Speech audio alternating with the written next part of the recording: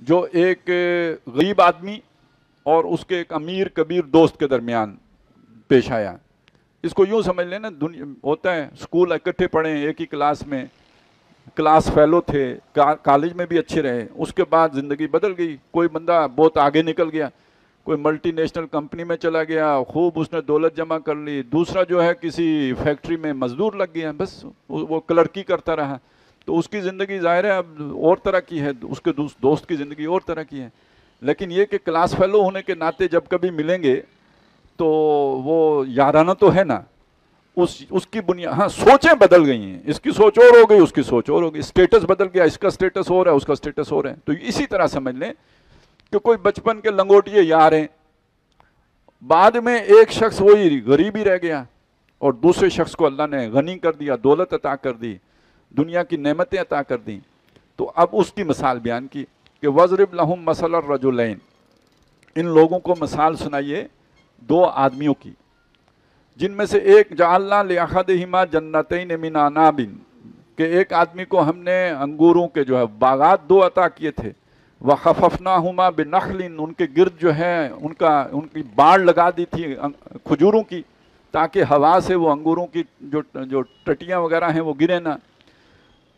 اور وجعلنا بینہما زرعا, درمیان میں کاشتکاری بھی ہوتی تھی, یعنی اس کو کھیتی باڑی بھی اسی کے اندر, جتنا غلہ چاہیے ہوتا تھا وہ بھی وہیں سے مل جاتا تھا. تو وفجرنا خلالہما نہرا, پانی بھی اندر ہی موجود تھا. وکان لہو ثمر, اس کی اولاد بھی تھی. یعنی دنیا میں اس وقت جو نعمتیں ہو سکتی تھیں وہ ساری اس شخص کے لیے جمع کر دی گئیں, اور اس کا جو دوست تھا اس کے پاس ان میں سے کچھ بھی نہیں تھا. اب ان دونوں کے درمیان ایک بات چیت ہوتی ہے, گفتگو ہوتی ہے. جب اکٹھے ہوئے تو وہ جو دولت مند شخص تھا وہ اپنے اس غریب دوست سے کہتا ہے, فقال لصاحبہ وہو یحاورہ, جب وہ گفتگو کر رہا تھا اپنے دوست سے اور وہ آپس میں بات چیت کر رہے تھے, اس نے پہلی بات یہ کہی کہ انا اکثر منک مالا واعز نفرا, میرے پاس تمہارے مقابلے میں مال بھی زیادہ ہے اور نفری بھی, یعنی اولاد بھی میری زیادہ ہے. یہ بات کہنے کا مطلب کیا تھا؟ یہ بات کہنے کا مطلب یہ تھا کہ میں تم سے زیادہ عقل مند آدمی ہوں, مجھے زیادہ سمجھ ہے. اس سمجھ کا نتیجہ یہ ہے کہ میرے پاس مال زیادہ ہے. یہ میری منصوبہ بندی ہے, میری پلاننگ ہے, میرا علم ہے, میری سوجھ بوجھ ہے, میری حکمت و دانائی ہے کہ جس کے نتیجے میں میرے پاس یہ مال و دولت زیادہ آ گیا. اور یہ کہ بہرحال اسی کے نتیجے میں نے کثرت اولاد بھی ہے, میری اولاد بھی زیادہ ہے. تمہارے پاس دونوں چیزیں کم ہیں, بلکہ مال تو ہے ہی نہیں, اولاد سے بھی فارغ ہو. تو اس کا مطلب یہ ہے کہ تم کوئی سمجھدار آدمی نہیں. تو یہ جو تم مجھے فلسفے پڑھا رہے ہو, یہ جو تم مجھے باتیں بتا رہے ہو, تو ایک نادان آدمی ایک دانا آدمی کو سمجھا رہا ہے, تو یہ کوئی تک ہے؟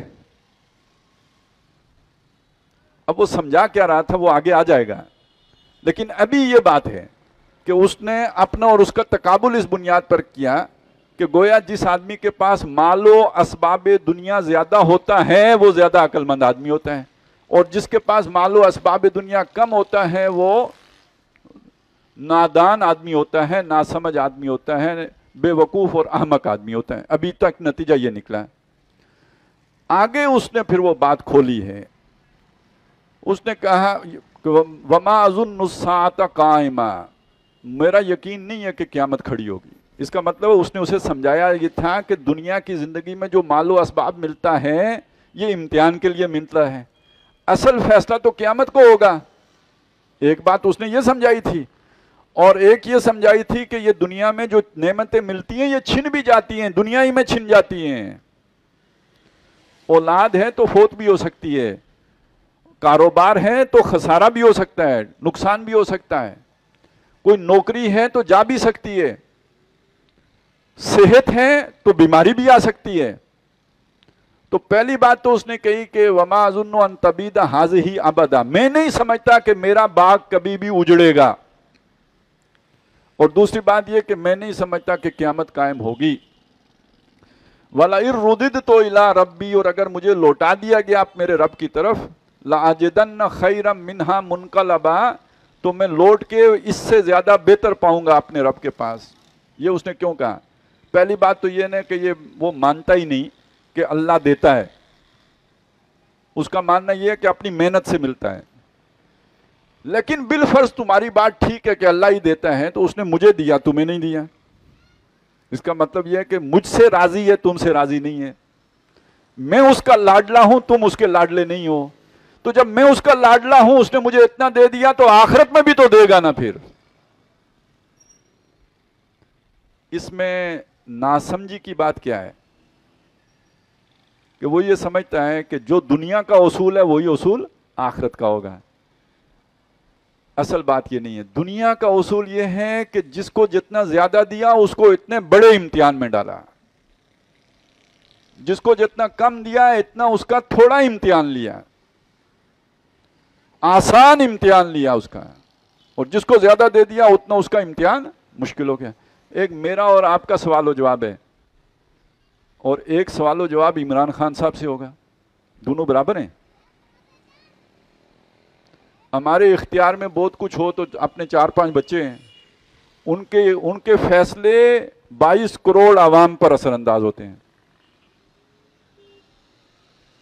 تو آپ کے جس فیصلے کی جتنی مار ہوگی، جتنی اثر پذیری ہوگی، اتنا ہی آپ جواب دیں اللہ کے سامنے. ایک آدمی انفلوئنشل ہے، ہم کہتے ہیں یار بڑا کامیاب آدمی ہے، اس کا انفلوئنس بہت ہے، لیکن آخرت کے اعتبار سے دیکھیں اس سے پوچھا بھی اتنا ہی زیادہ جائے گا کہ تمہاری بات کا اثر تو اتنی دور تک ہوتا تھا، تم نے کیا کام کیا. یہ ناسمجھی تھی اس کی کہ وہ سوچتا تھا کہ میں جو ہے وہ جہاں مل گیا تو وہاں بھی ملے گا. حالانکہ یہ بات نہیں ہے. یہاں ملا ہے تو امتحان کے لیے، اس کا اگر صحیح نقطہ نظر ہوگا تو آخرت میں ملے گا، نہیں تو پھر اتنی ہی بڑی پکڑ ہو جائے گی.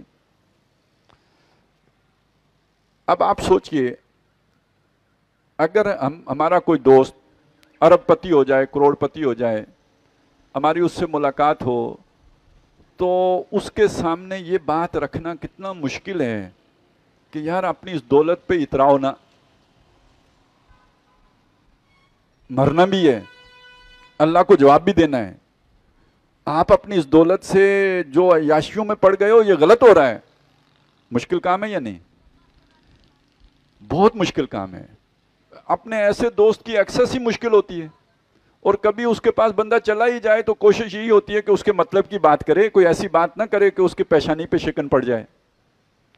لیکن یہ جو امتحان ہے اب یہ ہے اصل میں کہ آپ نے وہاں جہاں ایک طرف بادشاہ کی طاقت ہے جو اصحاب کہف کا واقعہ، تب بھی کھری بات کریں، اللہ کی گواہی دیں، شہادت وہاں پر قائم کریں، اور دوسری طرف یہ کہ اگر آپ کا کوئی مال و اسباب والا دوست ہے تو تب بھی اس کی مال و اسباب کے روب میں نہ آئیں، جو حقیقت ہے وہ اس کے سامنے آشکارا کریں، بیان کریں. چنانچہ پہلی بات اس شخص نے مڑ کے اسے یہ کہی، اکفرت بالذی خلقک من تراب، کیا تو اس ہستی کا انکار کرتا ہے جس نے تجھے مٹی سے بنایا، من تراب ثم من نطفۃ ثم جعلک رجلا، پھر تمہیں اچھا بلا آدمی بنا دیا. یعنی مٹی سے نطفہ، نطفے سے ایک اچھا بلا چلتا پھرتا آدمی بنا دیا. اس ذات کا تو انکار کرتا ہے. پھر بتایا کہ میں تو ایسا نہیں ہوں کہ اس کا انکار کروں، ولا اشرک بربی احدا، میں اپنے رب کے ساتھ کسی کو شریک نہیں کرتا. اور پھر اس کے سامنے ایک اور سوال رکھا، وَلَوْلَا إِذْ دَخَلْتَ جَنَّتَكَ قُلْتَ مَا شَاءَ اللَّهُ لَا قُوَّةَ إِلَّا بِاللَّهِ إِن تَرَنِي أَنَا أَقَلَّ مِنْكَ مَالًا وَوَلَدًا، اگر تو نے یہ دیکھا تھا کہ میرے پاس قلیل ہے مال بھی اور اولاد بھی، اور تمہارے پاس کثیر ہے مال اور اولاد، تو جب تو اپنے باغ میں داخل ہوا تھا تو نے یہ کیوں نہیں کہا کہ وہ ہوا جو میرے رب نے چاہا، اور اللہ کے سوا کسی کے پاس طاقت نہیں ہے. اس کا مطلب ہے اس کا اصل خناس یہ تھا کہ وہ یہ سمجھتا تھا کہ یہ ساری میری پلاننگ، میرے منصوبہ بندی، میری سوجھ بوجھ کا نتیجہ ہے، اور یہ بندہ اسے یہ سمجھا رہا ہے کہ یہ اللہ کی عطا ہے، اللہ کی نعمت ہے. بڑے بڑے سمجھدار جوتیاں چٹکھاتے پھرتے ہیں، انہیں کچھ نہیں ملتا دنیا میں. یہ تو اللہ کی عنایت ہے جس کو دے دیتا ہے، اور جب وہ دیتا ہے تو یہ امتحاناً دیتا ہے، امتحان کے لیے ہوتا ہے. تو لولا اذ دخلت جنتک قلت ما شاء اللہ لا قوۃ الا باللہ، اب یہاں پہ ایک سبق ہمیں اور مل گیا، اور وہ سبق یہ ملا کہ کوئی بھی انسان کو دنیا میں نعمت ملے، اللہ تعالیٰ کسی فضل سے نوازیں، تو آدمی کو کبھی یہ نہیں سمجھنا چاہیے کہ یہ میری صلاحیت کا نتیجہ ہے، میرے منصوبہ بندی کا نتیجہ ہے، میری سوجھ بوجھ اچھی پلاننگ کا نتیجہ نہ، ماشاء اللہ، جو اللہ نے چاہا وہ ہوا۔ کہنے کو ایک کلمہ ہے، لیکن اسی کلمے کے اندر پوری توحید کا مضمون سما دیا گیا ہے، اور انسان کو نقطہ نظر کو بدل دینے والی بات ہے جو سامنے آ جاتی ہے۔ تو بہرحال ہمارا یہ جو دور ہے، آج کا دور، اب دقیانوس جیسا بادشاہ کوئی نہیں ہے کہ جو آپ کو اظہار رائے کے نتیجے میں ہی جیل میں ڈال دے یا قید کر دے۔ اب آپ کو اجازت ہے، آپ بول سکتے ہیں، بولنے پہ کوئی پابندی نہیں ہے، لیکن آج کا جو دور ہے یہ در حقیقت مادہ پرستی کا دور ہے۔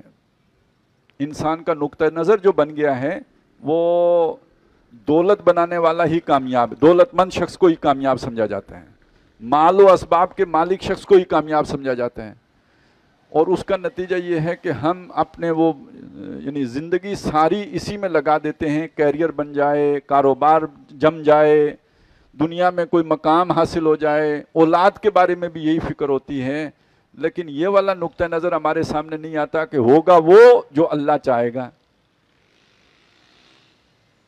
ما شاء اللہ کان وما لم یشاء لم یکن، جو اللہ نے چاہا وہ ہوا، جو اللہ نے نہیں چاہا وہ نہیں ہوا۔ تو بہرحال اس دوسرے جو بھی واقعہ ہیں اس کے اندر ہمیں جو رہنمائی دی گئی ہے، جو سمجھایا گیا ہے، جو سبق دیا گیا ہے، وہ یہ کہ دنیا میں جو ملتا ہے اللہ کے اذن سے ملتا ہے، جو ہماری حیثیت ہوتی ہے وہ بھی اللہ تعالیٰ نے عطا کی ہوتی ہے، ہماری محنت کا جو پھل نکلتا ہے وہ بھی اللہ کے اذن سے نکلتا ہے، اور پہلا شکر اللہ ہی کا ادا کرنا چاہیے، اور یہ سمجھتے رہنا چاہیے کہ یہ میری محنت کا نتیجہ نہیں ہے، اللہ کے فضل کا نتیجہ ہے۔